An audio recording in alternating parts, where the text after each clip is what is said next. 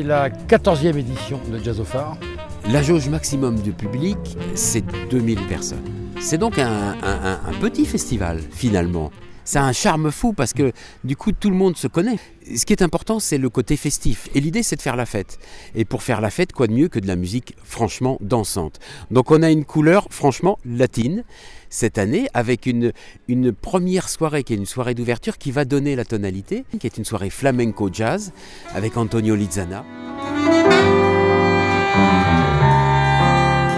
qui est un fantastique saxophoniste de jazz, mais surtout un chanteur de flamenco hors pair.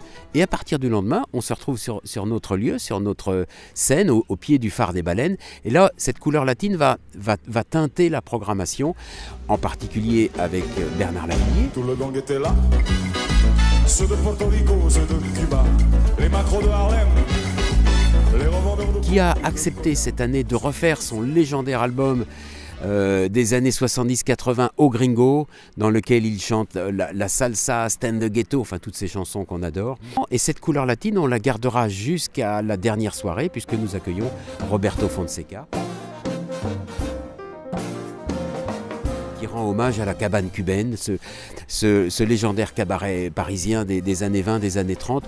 Alors deux couleurs, on va dire, au Café du Phare, du jazz relativement entre guillemets traditionnel, en apéritif, et en deuxième partie, After Hours, là c'est lounge électro, c'est peut-être un autre public, ou le même public, en tout cas c'est une musique qui appartient à l'actualité, avec des artistes qui sont en train d'éclore, qui sont en révélation.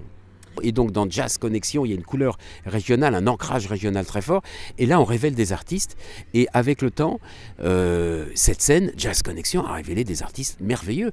Ce tremplin, on y attache beaucoup d'importance parce que le jazz ne s'est jamais aussi bien comporté qu'aujourd'hui. Il n'y a jamais eu autant de musiciens, il n'y a jamais eu un niveau technique aussi fort qu'aujourd'hui. On a la chance d'avoir vraiment une affiche avec Jazz Connexion extraordinaire. Et donc cette année, soyez là, soyez présents. C'est tous les jours, c'est à 13h, au Théâtre de Verdure.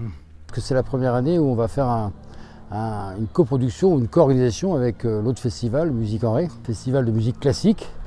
Et donc on va allier le jazz manouche avec Bill Lagraine et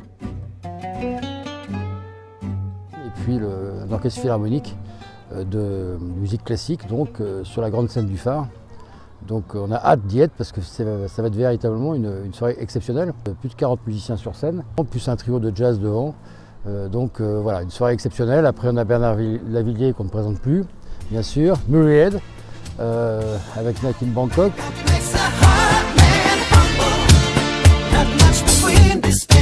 Donc on attend beaucoup de cette soirée. C'est un francophile, on aime beaucoup la France. Et enfin, beaucoup de spectacles pour enfants, c'est très important, on y tient beaucoup. Et puis également le off, qu'on concentre cette année au Café du Phare, parce qu'on s'est rendu compte que c'était vraiment le lieu de vie où on trouvait vraiment l'ambiance qu'on cherche à faire, l'ambiance un peu des clubs de jazz, voilà, et ça fonctionne très très bien. Alors il y a effectivement un copain, Jean-Michel Proust, qui ne voulait pas se programmer, qui effectivement a sorti un très bel album cette année, en 2 volumes d'ailleurs. Il joue du saxophone baryton, donc je lui ai demandé de se programmer, voilà. Et ça fera une très très belle première partie.